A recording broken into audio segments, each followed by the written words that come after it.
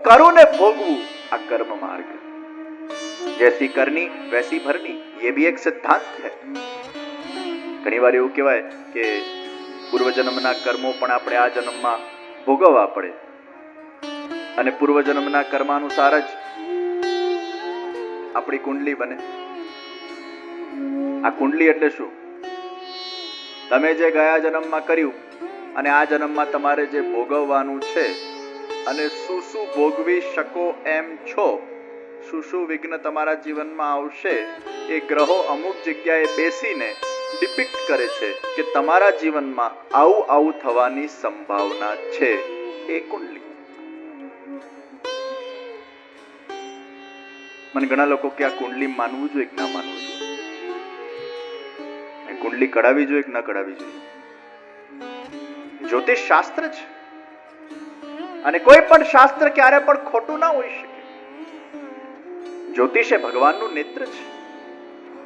ભગવાનની ઈચ્છાથી જ જ્યોતિષ શાસ્ત્રનું નિર્માણ થયું છે. वो एक સાયન્સ, અને કોઈ પણ સાયન્સના લોને આપણે ક્યારે પણ નજરઅંદાજ નથી કરી શકતા. આઈન્સ્ટાઈને આપણને થિયરી આપી, આપણે એને માનીએ છીએ. ન્યૂટને આપણને થિયરી આપી, આપણે એને માનીએ છીએ. એમ જ્યોતિષ એક સાયન્સ છે, એક શાસ્ત્ર છે, એક વ્યવસ્થા છે, એક કેલ્ક્યુલેશન છે, એક સુંદર એક રાહ છે. માનવું નહીં માનવું આપણા પર છે, પણ એ સત્ય છે. એ વ્યવસ્થાનો ઉપયોગ કરવો નહીં કરવો આપણા પર છે, પણ એ છે. મોબાઈલ વાપરવો નહીં વાપરવો તમારા પર છે, પણ મોબાઈલ છે. મોબાઈલના પ્રોઝ એ ખરા, કોન્સ એ ખરા, ફાયદા એ ખરા, નુકસાન એ ખરા. ઇમ્પોર્ટન્ટ મીટિંગમાં બેઠા હોય, જો જોરથી ટ્રિંગ ટ્રિંગ થાય, એટલો ગુસ્સો આવે કે મોબાઈલને ફેંકી દઈએ. આ ક્યાં ભાગ્યો? કોઈક વાર આમ ધ્યાન ચાલતું હોય, ઘણી વાર આવું બન્યું છે. હું કોઈક વાર આમ ધ્યાન કરાવતો હોય અને બધાને ઇન્સ્ટ્રક્શન આપેલા હોય કે મોબાઈલ તમારે બંધ કરી દેવું, પણ એકાદનું કંઈક રહી જાય અને એ ધ્યાન ચાલતું હોય અને 200-500 માણસો આમ ભેગા બેઠા હોય અને આમ પિન ડ્રોપ સાયલેન્સ હોય ને એમાં જો મોબાઈલ વાગી જાય, ખરેખર વગાડ્યો, એમાં જો વાગી જાય, એવો શત્રુ લાગે મોબાઈલ એ વખતે કે આ ક્યાં વાગ્યો. અને પાછા આજુબાજુ જે ધ્યાન કરતા હોય એને પણ થાય કે આનામાં એટલી અક્કલ નથી કે મોબાઈલ બંધ કરી દેવો. મોબાઈલ વાપરવું કે ન વાપરવું એ તમારા ઉપર છે, પણ વ્યવસ્થા છે. નેવિગેશન ને વાપરવું ન વાપરવું તમારા ઉપર છે, પણ વ્યવસ્થા છે. ઘણા લોકો એવા છે આજે મોબાઈલ નથી રાખતા. વડોદરામાં એક ભાઈ છે, મોબાઈલ જ નથી રાખતા. પછી એમને પૂછ્યું કે શા માટે તમે બીજાને હેરાન કરો છો? કે મોબાઈલ ન રાખવું એટલે બીજાને હેરાન કરવા બરાબર છે. તમને શોધી જ ન શકાય, તમારા સાથે કોમ્યુનિકેશન ન કરી શકાય. એટલે મને કે જે બીજા હેરાન થાય ભલે થતા, મારે હેરાન ન થવું. મેં કીધું કોણાથી? મારા પત્નીથી. એ વળી વળી ફોન કરી કરીને પૂછ્યા કરે, ક્યાં છો, ક્યાં છો, ક્યાં છો, ક્યાં છો. એના કરતા મોબાઈલ રાખતો જ નથી એટલે મને કોઈ શોધી જ ન શકે, મારો સંપર્ક જ ન થઈ શકે. તો મોબાઈલ રાખવાના ફાયદા છે, નુકસાન છે. વ્યવસ્થાનો ઉપયોગ કરવો કે ન કરવો એ આપણા ઉપર છે. જ્યોતિષ શાસ્ત્ર એક વ્યવસ્થા છે, એનો ઉપયોગ કરવો નહીં કરવો એ તમારા પર છે, પણ એનો ઉપયોગ થઈ શકે છે. ઘણીવાર જ્યોતિષ તમારા જીવનમાં માર્ગદર્શન રૂપ થઈ શકે. છોકરાઓ મૂંઝાતા હોય કે અમારે કઈ લાઈનમાં જવું જોઈએ, તો જ્યોતિષથી એને માર્ગદર્શન મળે કે તમે કદાચ આ લાઈનમાં જાઓ તો તમારા માટે સારું. મને ઘણી વાર લોકો પૂછે કે અમે તો ઘણા બધા એવા કેસીસ જોયા છે કે 32 ગુણો મળતા હોય તોય છૂટાછેડા થયેલા છે, તો પછી જ્યોતિષ શાસ્ત્ર ખોટું ના કહેવાય?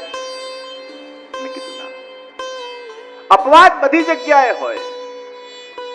આ દુનિયામાં 100 માંથી 10 કિસ્સા એવા નીકળશે કે જેમાં અપવાદ હશે. અને અપવાદના આધારે ક્યારે પણ જીવનમાં સિદ્ધાંતો બનતા નથી. એવાય આપણે કદાચ કિસ્સા જોયા હોય, 32 ગુણ મળતા હોય, છૂટાછેડા થયા હોય, અને જરાય ગુણ ના મળતા હોય અને તો એમની મેરેજ લાઈફને કે પ્રોબ્લેમ ના થયા હોય, એવાય કિસ્સા જોવા મળે છે. પણ એમાં ઘણા બધા કારણો ભેગા હોય છે. મને એક જણાએ પ્રશ્ન કર્યો કે નરેન્દ્રભાઈ મોદી જે વખતે જન્મ્યા, જે સેકન્ડે જન્મ્યા, એ સેકન્ડે આખા વિશ્વમાં કેટલા બધા લોકો જન્મ્યા? તે બધા મોદી બન્યા? બધાની કુંડલી તો સેમ આવવાની, કુંડલીમાં કઈ ફરક પડવાનો? સેમ ગ્રહ, સેમ સેકન્ડ, સેમ કુંડલી, તો બધા બન્યા એટલે તમારું જ્યોતિષ શાસ્ત્ર ખોટું કહેવાય? મેં કીધું ના, ખોટું નથી. તમારા જીવનના અંદર, તમારા ભાગ્યના અંદર કેવલ તમારી કુંડલીના આધારે તમારું જીવન નક્કી થતું નથી, એના સાથે ઘણા બધા બીજા પરિબળો કામ કરતા હોય છે. તમે એકલા તમારા ભાગ્યનું નિર્માણ નથી કરતા. તમારા સાથે તમારા માતાની કુંડલી જોડાઈ, તમારા સાથે તમારા પિતાની કુંડલી જોડાઈ, તમારા સાથે તમારા વંશની કુંડલી જોડાઈ, તમારા સાથે તમારા પત્નીની કુંડલી જોડાઈ, તમારા પતિની કુંડલી જોડાઈ, તમારા દીકરા કે દીકરી થયા એની કુંડલી જોડાઈને આ બધો સરવાળો જ્યારે ભેગો થાય ત્યારે જઈને તમારા ભાગ્યનું નિર્માણ થતું હોય છે. તમારી ને એની કુંડલી કદાચ સરખી આવે, પણ માતા પિતા તો બધાના અલગ છે ને, વંશ તો બધાનું અલગ છે ને. તમે કોણાથી સંકળાયેલા છો, એ સંકળાવાથી પણ એની કુંડલી તમારા જીવનમાં જોડાય છે. તમારી કોણા સાથે ઉઠબેસ છે, એનું પણ ક્યાંક ને ક્યાંક ભાગ્ય તમારા સાથે જોડાય છે. તમારા ગુરુ કોણ છે, એ ગુરુની પણ કુંડલી તમારા સાથે જોડાય છે. તમે કોને માનો છો એના આધાર પર પણ એ વ્યક્તિનું ભાગ્ય તમારા સાથે જોડાય છે. તમે કોની સન્નિધિમાં છો? તો ઘણા બધા મલ્ટિપલ ફેક્ટર્સ આમાં કામ કરતા હોય છે, કોઈ એક ફેક્ટર કામ નથી કરતું. એટલે કુંડલી ભલે સરખી દેખાતી હોય, ભાગ્ય એનું અલગ છે. જોવા વાળો વ્યવસ્થિત હોવો જોઈએ, જોનાર વ્યક્તિ બરાબર હોવો જોઈએ, સમય તમારો સાચો હોવો જોઈએ, અને કુંડલી બરાબર નીકળે તો ચોક્કસ સંભાવનાઓ કહી શકાય કે આવું આવું થઈ શકે એમ છે. પણ એ સંભાવનાઓને પણ બદલવાની તાકાત એ ઈશ્વર પાસે છે, કારણ કે ભગવાન પાસે બધી જ સત્તા છે. આપણા જ કર્મના ફલ સ્વરૂપે આપણને ગ્રહો નડતા હોય છે. हमने जो पूर्व जन्म में किया या उसके पहले के जन्मों में जो भी किया, वही तो हमारे जीवन के अंदर कुंडली के स्वरूप में ग्रह कुछ जगह पर बैठकर हमें ऐसा कहते हैं कि आपके जीवन में ये होने की संभावनाएं होगा ही, उसकी गारंटी नहीं. ગયા જન્મમાં કોઈ અબોર્શન કરાવ્યું હોય તો આ જન્મમાં પંચમ સ્થાનમાં રાહુ આવીને બેસે. પંચમ સ્થાનમાં કોઈને રાહુ આવે એટલે સંતાન થવામાં તકલીફ થાય. તો ગયા જન્મમાં ભગવાન એને સંતાન આપેલી, એને અબોર્શન કરાવી દીધું. એટલે ભગવાન કહે છે જા, આ જન્મમાં તને સંતાન કરવામાં તકલીફ થશે. એટલે પંચમ રાહુ એવું ડિપિક્ટ કરે કે એને સંતાન થવામાં તકલીફ થાય. ગયા જન્મમાં એને એની પત્નીને ખૂબ હેરાન કરી હોય તો આ જન્મમાં પત્ની શોધતા વાર લાગે. એ સપ્તમમાં શનિ આવીને બેસી જાય, ને સપ્તમમાં શનિ આવે એટલે મોડું કરાવે, ડિલે કરાવે લગ્ન કરવામાં. આવું એ બનતું હોય. તો ઘણી વાર આપણા ગયા જન્મમાં જે આપણે કરેલું છે એને આ જન્મમાં ભોગવીએ છીએ. जैसी करनी वैसी भरनी, ये कर्म का सिद्धांत है. और ग्रह कुछ जगह बैठकर हमें केवल मात्र ये संभावनाओं का दर्शन करवाते हैं कि आपके जीवन में ये होने की संभावना. ગ્રહ નથી નડતા, આપણા કર્મ આપણને નડે છે. ગ્રહ નથી નડતા. અને એટલે જ પુષ્ટિ માર્ગમાં તમને શનિ નડતું હોય, રાહુ નડતું હોય, મંગળ નડતો હોય કે કોઈ પણ ગ્રહ અગર નડતો હોય તો આપણે ગ્રહોની પૂજા નથી કરવાની. શનિ નડે તો ઓમ શનિશ્ચરાય નમઃ, ઓમ શનિશ્ચરાય નમઃ, ઓમ શનિશ્ચરાય નમઃ, એ શનિના જપ નથી કરવાના. શનિ નડતો હોય તો આપણે કોના શરણમાં જઈએ છીએ? યમુનાજીના શરણમાં જઈએ છીએ, કારણ કે શનિ એ યમુનાજીનો ભાઈ છે. શનિ અને યમરાજે યમુનાજીને વચન આપ્યું છે કે તમારા ભક્તોને અમે ક્યારે પણ નડીશું નહીં. કદાચ શનિ તમારા પૂર્વજન્મના કર્માનુસાર તમારા કોઈક સ્થાનમાં આવીને અગર તમારા ભાગ્યના અંદર નડતર રૂપ થાય છે તો આપણે શ્રી યમુનાજીનો આશ્રય ગ્રહણ કરીએ છીએ. એ યમુનાજીની કૃપાથી તમારા જ પૂર્વજન્મના કર્મોના દોષો ધોવાય, અને એ કર્મોના દોષો ધોવાય એટલે તમારી રાહ એ વિઘ્ન વગરની થાય, અને તમારા પર યમુનાજીની કૃપાથી તમને સફળતા પ્રાપ્ત થાય. તો શનિ તમને સફળતા કે અસફળતા નથી આપતો, ભગવાન તમને સફળતા કે असफलता આપે છે. शनि तो खाली सूचक है, ग्रह सूचक है. और ग्रह किसके अधीन है? वो तो भगवान के अधीन है. ग्रहों के जप करने बजाय भगवान के जप करें. કોઈ વીટીઓ પહેરવાની જરૂર નથી. પહેરો શોખથી તો એમાં વાંધો એ નથી. ભગવાન બધા ગ્રહોને ધારણ કરે, તમે કરો. પણ આ ગ્રહની કૃપા મારા પર થાય એવું માનીને ધારણ કરવાની જરૂર નથી. આભૂષણ સ્વરૂપે ભલે તમે 10 આંગળીમાં વીટી પહેરો, એ આભૂષણ છે. વીટી પહેરવામાં જરાય વાંધો નથી, પણ આ ગ્રહ માટે હું પહેરું અને આ ગ્રહને સ્ટ્રોંગ કરવા માટે હું પહેરું, એની આવશ્યકતા. સાક્ષાત પ્રભુ સાથેનો સંબંધ હોય અને સાક્ષાત પ્રભુનો અનુગ્રહ જે જીવ પર હોય એને ગ્રહો ક્યારે બાધા બનતા નથી. તો શનિ નડતું હોય તો યમુનાજીનું આરાધન, રાહુ નડતો હોય તો દાઉજીનું આરાધન. ગોકુલમાં બલદાઉજી છે, ક્ષીરસાગરમાંથી સ્વયંભૂ પ્રગટ થયા છે. બહુ સુંદર સ્વરૂપ છે, અને એમના દર્શન કરીએ, એમનો હાંડો કરાવીએ. શ્રી બલદાઓ દયાલ વે નમઃ. રાહુ નડતો હોય દાઉજીનું આરાધન, શનિ નડતો હોય યમુનાજીનું આરાધન. યમુનાષ્ટકના પાઠ, 21 પાઠ યમુનાષ્ટકના કે 9 પાઠ યમુનાષ્ટકના કે શ્રી યમુના પૃષ્ઠાભ્યામ નમઃ. એ યમુનાજીની કૃપાથી શનિ નડતર કરતો બંધ થાય. સૂર્ય તમારો કમજોર હોય, સૂર્ય એટલે પ્રકાશ, સૂર્ય એટલે તેજસ્વીતા, સૂર્ય એટલે ગ્રહોનો રાજા, સૂર્ય એટલે અગ્નિ, એ કમજોર હોય તો મહાપ્રભુજીનું આરાધન.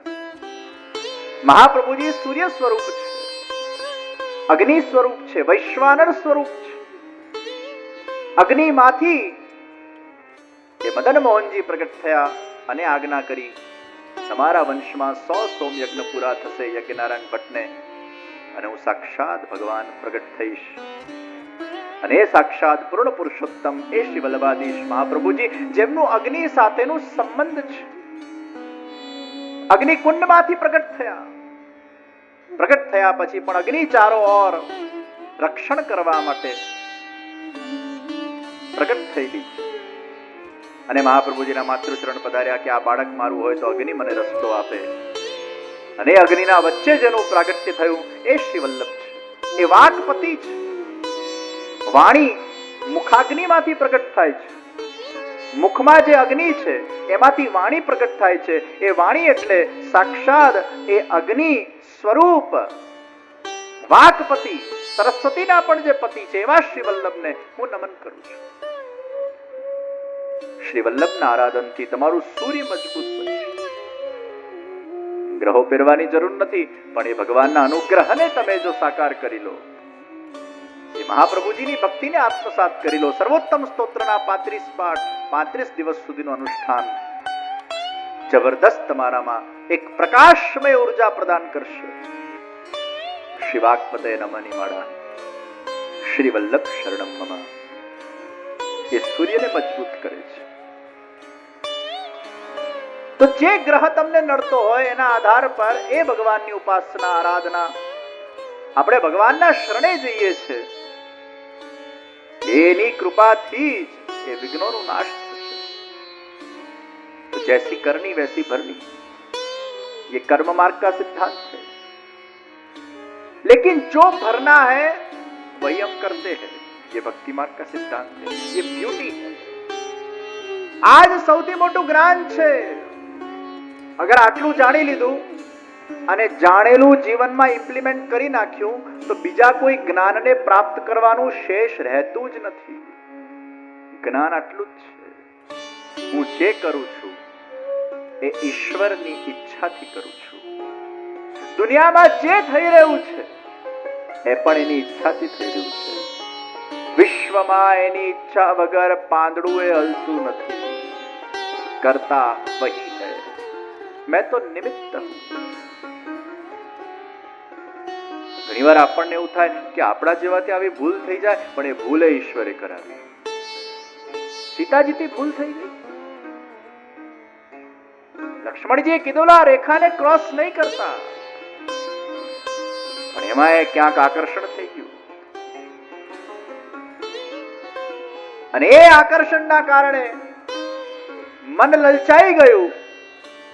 ના પાડેલી છતાંય સીતાજી પણ લક્ષ્મણ રેખાને ક્રોસ કરી નાખે અને રાવણ એમનું હરણ કરે.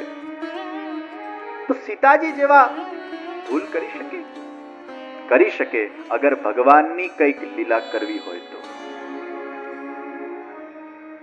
પરીક્ષિત રાજા જેવા પરીક્ષિત રાજા ભૂલ કરી શકે? આટલા જ્ઞાની પુરુષ પર એક કડી એમના અંદર આવીને બેઠો. મરેલો સાપ એ સંતના ગળામાં લટકાવ્યો અને એ સંતે શ્રાપ આપ્યો. એ શ્રાપ નહોતું, પણ એમના જીવન માટે વરદાન હતું. અને એ વરદાન સ્વરૂપ શ્રાપને ધારણ કરીને 7 દાડા ભાગવતનું પારાયણ થયું. તો ભગવાન એમને ભાગવતના શ્રોતા બનાવવા માંગતા હતા, એટલે ભૂલ કરાવી, એટલે શ્રાપ અપાવ્યું અને તો એમને 7 દાડા એ ભાગવતનું સત્સંગ પ્રાપ્ત થયું. તો આ કોણે કર્યું? ઈશ્વરે કર્યું. ઘણીવાર આપણને થાય આપણે આવી ભૂલ કરીએ, ભૂલ થઈ જાય છે, કરતા નથી. એ કરાવનાર એ છે, એની લીલા છે, એનું આયોજન છે. એના સંયોજનમાં આપણે ઘણીવાર ભૂલ પણ કરી નાખતા હોઈએ.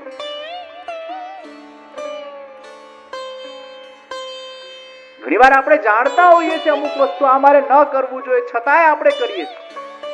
લોભના આવેશથી, ક્રોધના આવેશથી, કામના આવેશથી આવેશ આપણા પાસે કરાવે છે. કામાતુરાણામ ન ભયમ ન લજ્જા. કામથી ભરેલો વ્યક્તિ, લોભથી ભરેલો વ્યક્તિ, ક્રોધથી ભરેલો વ્યક્તિ, એમાંના ભય હોય ને લજ્જા હોય. અને ભય અને લજ્જા વાળું વગરનું અગર વ્યક્તિનું મન બની જાય તો પછી એ વ્યક્તિ ગમે તે કરી શકે. એ વખતે એને સેન્સ નથી હોતું. આપણે ઘણા લોકોને જોતા હોઈએ ગુસ્સામાં જેમ તેમ બોલે, બેફામ બોલે. એને ઘણીવાર અક્કલ નથી હોતી કે શું બોલે છે. આપણને થાય આનામાં કોઈ સેન્સ છે કે નહીં. गुस्सा आया और कुछ भी बोल दिया, लोभ आया और कुछ भी कर दिया, किसी पर भी विश्वास कर लिया. લોભ થાય ને ત્યારે આપણને વિશ્વાસ બહુ જલ્દી પ્રગટ થઈ જાય. કારણ કે લોભમણી વાતો કોઈ આપણા સામે કરે ને તરત આપણું મન એને ટ્રસ્ટ કરી લે. આમ પાછા બુદ્ધિશાળી વ્યક્તિ કોઈના પર વિશ્વાસ ન કરે, પણ આમ કોઈ લોભ આપણને દેખાડે અને જો આપણું મન એમાં લલચાઈ ગયું અને વિવેક બુદ્ધિનો નાશ થઈ ગયું તો તરત એના પર તમે વિશ્વાસ કરી નાખશો અને ફસાશો. લોભ એ પણ બુદ્ધિનો નાશ કરે છે. कामातुराणाम न भयम न लज्जा. काम वाला व्यक्ति भी भय और लज्जा बिना का हो जाता है. तो कई बार हम जानते हैं हमें ये नहीं करना चाहिए, फिर भी हम कर बैठते हैं इसके आवेश में. जानामि धर्मं न च मे प्रवृत्ति, जानामि अधर्मं न च मे निवृत्ति, जानामि अधर्मं न च मे निवृत्ति. દુર્યોધન કહે છે હું ધર્મ જાણું છું પણ ધર્મમાં મારી પ્રવૃત્તિ નથી. હું અધર્મ જાણું છું પણ એને છોડી શકતો નથી.